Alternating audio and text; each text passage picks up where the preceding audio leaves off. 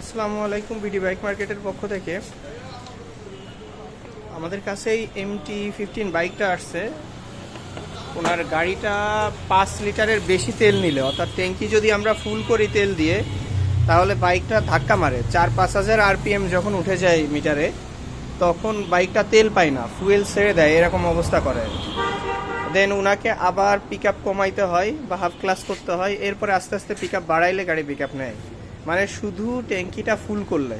আবার উনি বললেন যে অনেক সময় তেল ওভারফ্লো করে, অর্থাৎ ওভারফ্লো করে নিচের দিকে পড়ে যায়।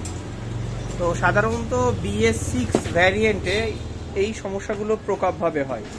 এই সমস্যাগুলোর কারণ থাকে অনেক সময় হলো আপনার ফুয়েলের যে ফিল্টারের যে ক্যাপ, অর্থাৎ ট্যাঙ্কির যে ক্যাপ, এই ক্যাপ জ্যাম হয়ে গেলে ইয়ার বের হইতে পারে না একটা। 2 নম্বর কারণ থাকে হলো ক্যানিস্টার সিস্টেমে যদি কোনো প্রবলেম হয়ে যায়, তখন আপনার এই সমস্যা হয়। তেল বেশি নিলে ক্যানিস্টারের মধ্যে গ্যাস বেশি চলে যায়, অথবা সরাসরি ক্যানিস্টারের মধ্যে আপনার অয়েল প্রবেশ করে, মানে ফুয়েলটা প্রবেশ করে যায়, আর তখনই গাড়িতে এই ধরনের সমস্যা চলে আসে যতক্ষণ পর্যন্ত ক্যানিস্টার খালি না হয়।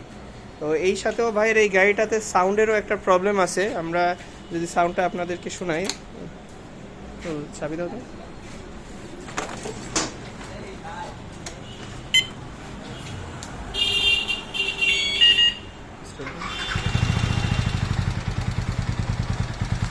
দাও।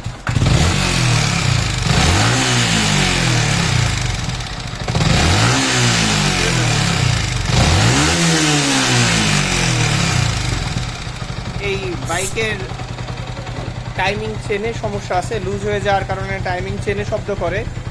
আর আমরা এর ক্যানিস্টার সিস্টেম ক্লিন করে দেব, ইনশাল্লাহ ভাইয়ের এই সমস্যার সমাধান হয়ে যাবে।